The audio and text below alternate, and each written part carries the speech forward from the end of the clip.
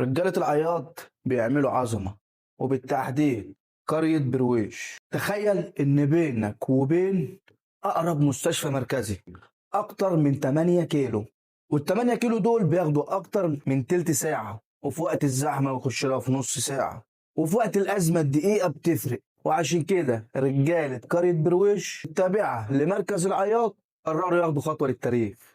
المشوار من برويش مش مجرد مسافة، ده تحدي. 8 كيلو و600 متر بالظبط بيفصلوا الأهالي عن الخدمة الطبية، والناس هناك محتاجين سند في قلب بلدهم. ومن هنا بدأت الملحمة، الكل بيلم من بعضه، اللي معاه واللي معهوش بيشارك بقلبه. جنيه جنب الجنيه بيبقى طوبة وأجهزة عشان مفيش حد غالي يضيع منه وهو ماشي في الطريق للعياط. ده مثال حي إن العزيمة أقوى من أي مسافة. تفتكروا لو كل قرية عملت زي رجالة برويش حالنا هيبقى إيه؟ تحية لرجالة العياط وبالأخص رجالة برويش اللي دايما سابقين بالخير. لو أنت من برويش أو من العياط قول لنا المشروع وصل لحد فين، وخليكم دايما مع حكاية جبل عشان نعرف حكاية بلدنا.